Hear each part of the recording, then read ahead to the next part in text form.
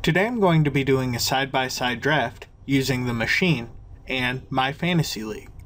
The unique thing about this draft is I'll be doing a dynasty draft from Masters Fantasy Football. If you have a redraft league, this video will still be useful for you because it will show you how the machine works in an MFL draft.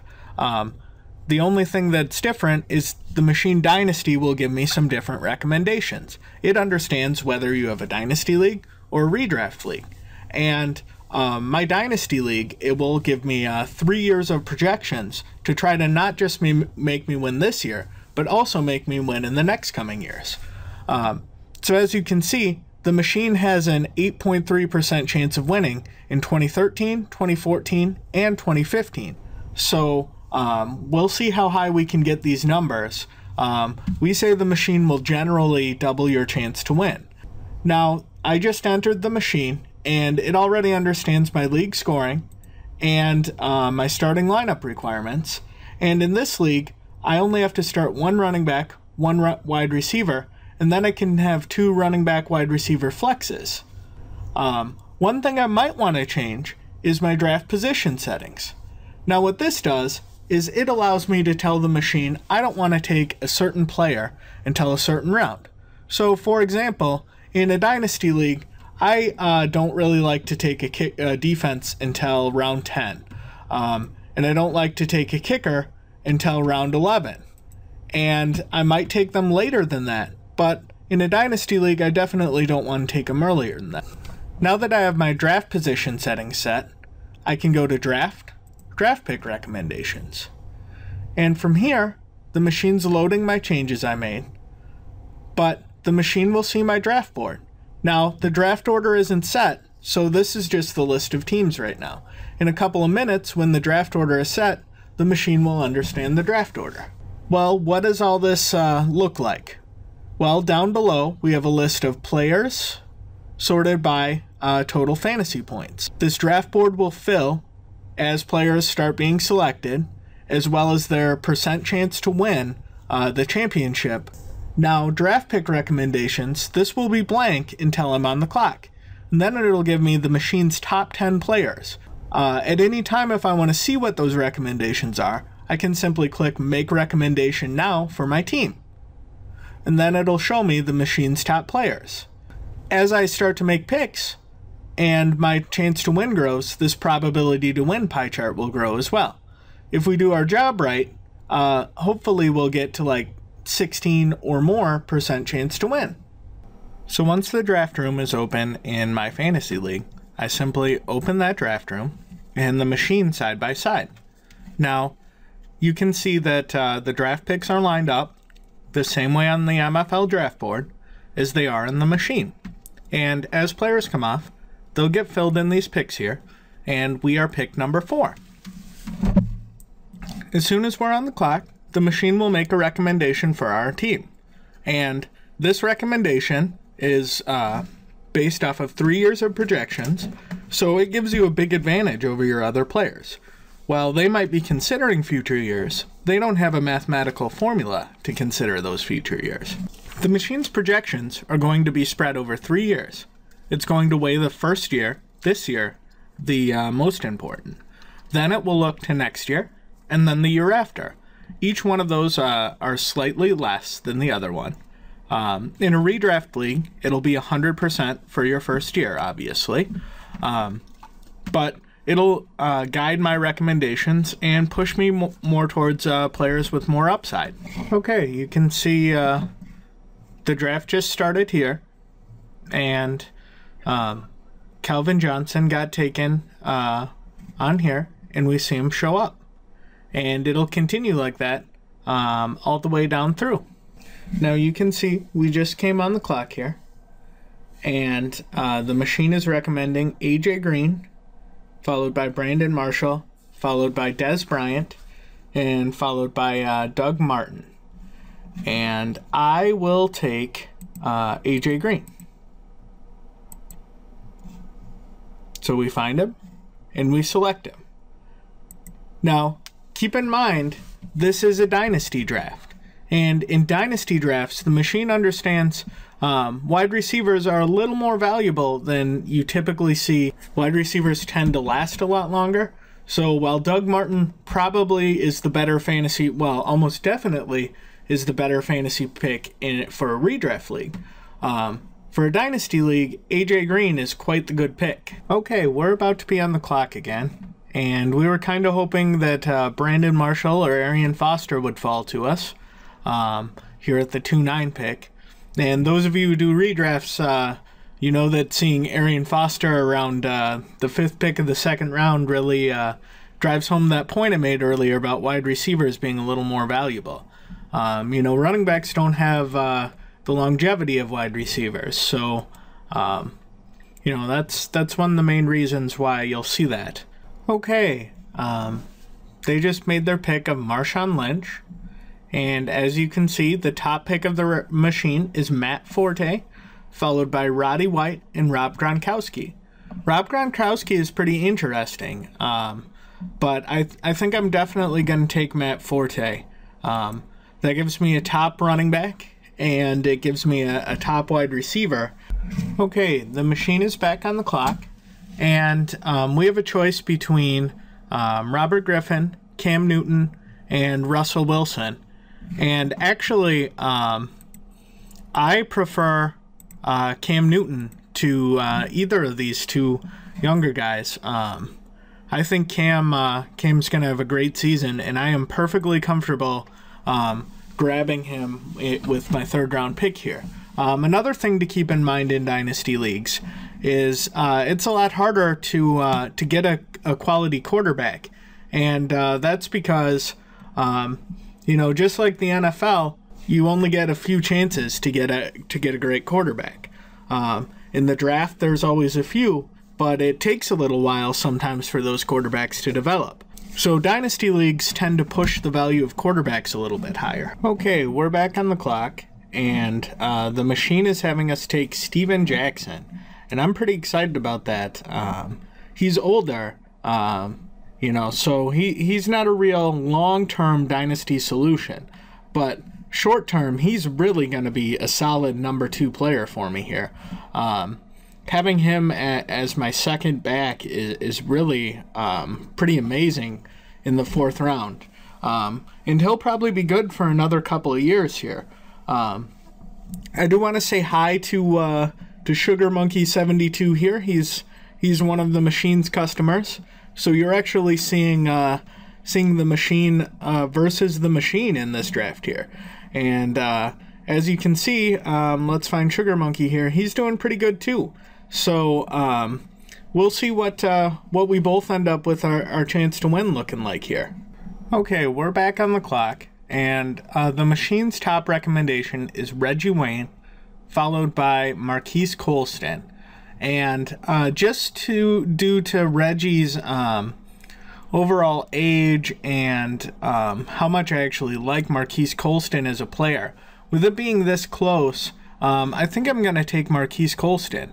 And actually, I strongly considered drafting RG3 as well here, because I really like pairing good quarterbacks together. But we'll take Marquise Colston. And we'll see what the machine gives us with our next selection. We're back on the clock, and we're staring down Reggie Wayne or Pierre Garçon. And this one is a really tough one for me again, because I do like Reggie Wayne, but I like Pierre Garçon a lot too. And he's a bit younger. So I think I'm going to pass on Reggie one more time. And take the 2nd pick of the machine. And, you know, that's just a little personal preference. All these guys are really good picks, and I definitely understand Reggie Wayne is probably the better player, but I think Pierre Garçon has more long-term upside. And the machine recognized both of them as very good. But you can see how you can add just a little personal preference to your picks here. Okay, we're back on the clock, and this is a great opportunity to show you how to use MFL's news to find out whether or not a player is a good pick. I know that Dennis Pitta just got hurt, and our projection partners haven't updated since he got hurt. So I can check his player news here, Dennis Pitta, and he's out for the season. So I don't want to take him here, but I will take the machine's second recommendation of Tony Romo. He's a really good backup quarterback. So we'll grab him. And now that we have Tony Romo in the fold, we'll see what our next pick is. It's very interesting. You can see some of these teams are really starting to fall behind. And Sugar Monkeys here is really starting to pull away. This is the first one of these demo videos I've done where I'm not in the lead. And it's great to see because I know the gentleman who runs this team very well. So it's pretty fun to be playing against the machine in a draft. We're on the clock again, and as you can see, the top recommendation is Dennis Pitta, who we talked about last time, and then we also have Greg Olsen, and I think that's a pretty good pick. He would be especially a little bit higher if the machine understood that Dennis Pitta was hurt, and during the season, our projection partners update every couple of hours, but right now they're a little behind because it's the off season. So I'll take Greg Olsen here, and we will see what comes back to us. Okay, we're back on the clock, and the machine's top recommendation is Denario Alexander, and that seems pretty good to me. We will get him lined up here, and we'll take him.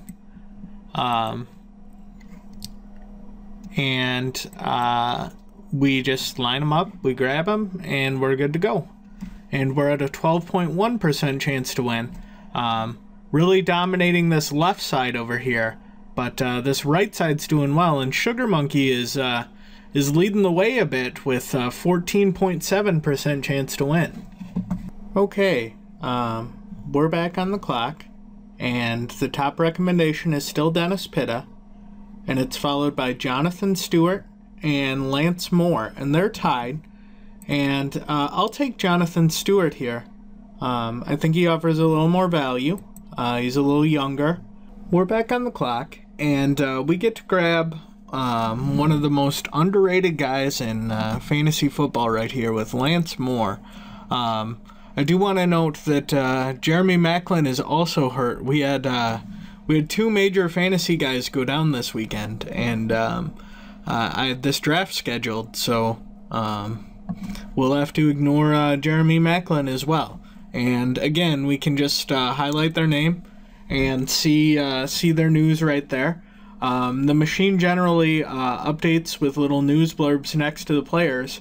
But again, with this being the off season and the news just coming out, we don't have them yet. So anyway, I'll grab Lance Moore right here. He's a great value, and that really gives me quite the team. As you can see, I've got Tony Romo and Cam Newton at quarterback, Matt Forte, Steven Jackson, Jonathan Stewart at running back, Colston, Garcon, AJ Green, Alexander, Lance Moore at wide receiver, and Greg Olsen at tight end. And we get to take my personal favorite defense, the Denver Broncos, and that bumps us up to a 13.8% chance to win. And if you're following the chat alongside here, you can see that my good buddy Sugar Monkey and I are discussing the machine. And we're just having a great time. Both of us are really loving our drafts, and we're dominating. Okay, we're on the clock again, and we have a bit of a tie here behind Dennis Pitta. We have the Patriots defense, Danny Woodhead, and Phillip Rivers. Long term, I'm not a giant fan of any of these guys. But in the short term, I'm a really big fan of Danny Woodhead. he's getting talked up. I just read an article about him possibly seeing all of the passing downs for San Diego this year, and that should really vault his value up quite a bit here. So it is a PPR league, and he should give me some solid depth. And we're back up to a 14% chance to win. It looks like we're going to have both of the machine teams here with a 16 or more % chance to win. Here we go. The machine's back on the clock, and they want us to take Steven Gronkowski. Gostkowski. I always struggle with that one. But we'll take him. That'll give us a great young kicker for our team here. Okay, we're back on the clock, and Phillip Rivers is the slight favorite over Heath Miller, Alex Smith, and Fred Davis. And like I said, I'm not super excited about Phillip Rivers in the long term, but he's a super solid backup quarterback. And I already have my long-term solution in place with Cam Newton and a decent backup with Tony Romo. But having a third quarterback in a dynasty league can really pay off. Eventually, this gentleman here could be flipped for a first-round pick. A lot of times, these teams will be in contention towards the end, and their quarterback will go down, and you can sell high some of these quarterbacks. Okay, now we have an interesting choice. We have to choose between Heath Miller and Fred Davis, two tight ends that are both coming off of injuries here, but both of them have really big upside. We'll take Heath Miller. We've got the St. Louis Rams defense is the top recommendation. And, you know, some people don't like to take a second defense in their dynasty league. And I understand that sentiment. But in this case, I think having two defenses can really help you out. It allows you to play matchups. Okay, we've got our pick of some players here. Fred Davis is going to give us the best chance. But again, using my opinion, I really like Greg Little, and he's very close to what they say Fred Davis will give me for a chance to win. So I'm going to take the player I prefer that's very close, and that'll still give me a 16.3% chance to win. And I didn't quite beat Sugar Monkeys here with a 16.8% chance to win. But you can really see that both of us really dominated this draft. The next closest was 11.3. And it just goes to show you the power of the machine.